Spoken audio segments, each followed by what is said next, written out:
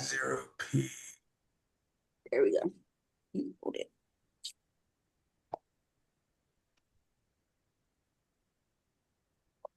Are you ready? Can you hear me? Yes, we can hear you fine. Yeah, I can hear you. All right, guys, this is Darren Collins. He is the director of operations plus more at Bain. So we're going to use him for our project. Hi. Hello. Hi, Mr. Collins. Yeah. Hello. So yes, yeah, I'm Darren Collins. I'm the director of operational development for Bain Treatment Centers, which kind of says that I'm a national director of operations. So I oversee all of operations at Bain Treatment Centers, and I oversee the directors of operations and oversee like the training curriculum that we have, corporate wide. I oversee new launches at facilities, contract acquisitions. Um, a whole slew of other things as well. But I'm not going to bore you with that. Um, yeah. So whoever wants to start, I guess is it question and answer? Is that what we're doing? Yes. Okay. All right. Do you Let's want do us it. to like introduce ourselves first? Good. Yeah, that's perfect. Okay. I'll go first. My name's I was about to say Caitlin. that doesn't mean I want to start. Right. My name's Caitlin. Nice to meet you, Mr. Collins. Nice to meet you. And I'm Brittany. Nice to meet you, Brittany. Taylor, he knows. I'm Taylor. Hi, Taylor. And Denisha. Um, I guess I mean I don't know what the questions entail, but I guess before we get into the questions, it'd be helpful if I could share some things professionally with you guys, because I'm sure that's some of the questions as well. Um, so I've been working in behavioral health for the past 7 years. I since I've worked in behavioral health, I've obtained my bachelor's degree, my master's degree, and I have um, three certifications. For peer support, supervisor of peers, social work certs, and also a practicing clinician with substance abuse clients. Um, Before that, I'm in recovery myself. I have 8 years clean. So Congratulations. first 2017, thank Congratulations. you. April 1st, 2017 is my clean date. And before that, I've I have an eclectic work history. I've been a school teacher. I was a union welder. I was a well driller. I was a contractor. I was a carpenter. I did pretty much anything you can think of. I did. And when I got clean, I decided I wanted to help people. And that's why I got into the behavioral health field because it's helping people just like me.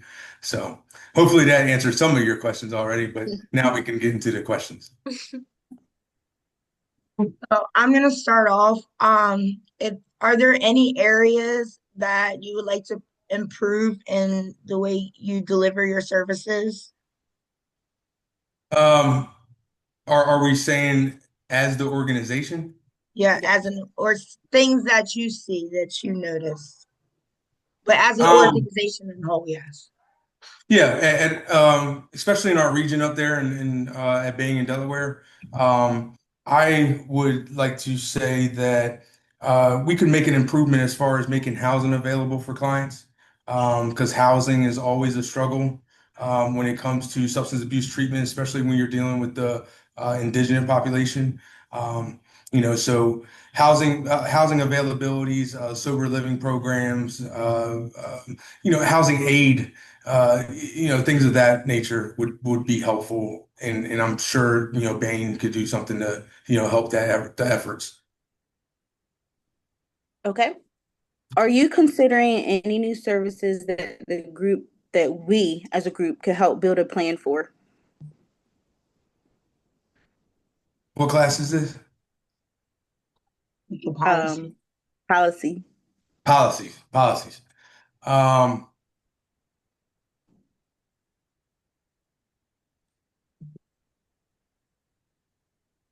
I think somewhere, good for, um, newer graduate students to start out at is with harm reduction. You guys can always start out there, and trying to establish harm reduction sites, statewide, and looking for that state funding, which all kinds of goes into, grant writing, trips to the Capitol, Capitol building, speaking with Senate members and Congress members and state officials. That's a really important part when it comes to what you guys could help do now, because that problem never goes away. And when it comes to harm reduction, we're specifically talking about like Narcan, right? Me personally, it's just a personal preference. I'm not a fan of the safe injection sites and stuff of that nature, but Narcan is definitely helpful. Wound care too. Wound care is a good one. If you could find something to, help pay for wound care, that could be very helpful too, especially with these drugs that are out there today. It's way different than it used to be. Hmm. Is there any area where you don't currently offer service, but you feel like you would like to? Um,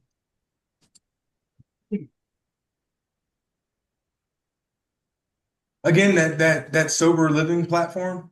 Um, we we don't do it in Delaware, but we do have some locations that do have housing for the PHP IOP programs that we run. We just don't do it. But that is, a gap that I can identify that I would say, we could benefit from, opening up a program that, could house clients for us, instead of sending them out to all these Oxford houses and stuff. Like, I don't know how much you guys know about like Oxford House and stuff, but like, it's not necessarily a step down, right? Like, they got a week to get a job, if they don't pay their rent, they're kicked out. Like, that's too early in recovery for things like that, right? Like, we want a program that's like 60 to 90 days and they can get their foundation of their recovery set before they got to worry about money and food and all the other things that come with recovery. So, that's what I would say, like a sober living program. We could definitely, use that. I do have a question, because you mentioned housing. So where I was thinking there's, parents that may want to go into recovery, but they may have children and may not have reliable like family members to take in their children for the moment. So, is there anything that they're like a providing like source for people's children while they're recovering and doing better for themselves? So there are housing opportunities for there's more housing opportunities for women with children than there are for men with children. Single men. Um, uh, there's, I would say, I used to be the regional director of a big sober living program. So, we had like mother and child housing. I think we had like five houses, and they each housed 10 to 12 women, and then, however many children they had too. So, um, but it's not enough, right? You brought up a great point that, 9 times out of 10, when someone decides they're going to get into treatment, typically their kid is taken, right? They're put into foster care, and there's 1,000 hurdles you have to go through to try to get your kid back. Even when it comes to putting your child with a family member, right, and having temporary guardianship and going through all those things, it takes a long time to get your child back. But some of these houses that provide them, the what we call them, mommy and me's, Mhm. mommy programs, yeah, we allow them to, have their children right when they get out of treatment. And, they learn life skills and parenting skills and, um, you know, but all geared towards recovery and like how they need to adapt to recovery too, you know. Um, but again, very few and far between. I don't know if I answered that question, but it's, very few and far between here in our state. Um, it could be better because, like I said, 9 times out of 10, kids are getting put in foster care, right? They're placed in like state placement locations, right? It's just not it's not beneficial, to the people that are really trying to get clean. And that's what makes them stay out there even longer is because they don't want to leave their kids behind and they know what's going to happen. So would it be ideal, so if we were to create a policy, maybe develop a policy around that? Um, well, that's a thought-provoking question there. If Because they have the mommy and me's for when children, when they get out of the recovery, but like, what are they supposed to do when they start the recovery process and go to detox and all that? Like, they have to give up their child if somebody's not going to take them. So, in order to stop that, is there something that we can propose to, like have a safe haven for the children? I know that's, Yeah, I mean it's a double-edged sword, right? yeah. Typically when you're out there running and you're in active addiction, um, I'm just gonna say this, just being in recovery that no kid should have been around me anyway. Nope. Right. Right.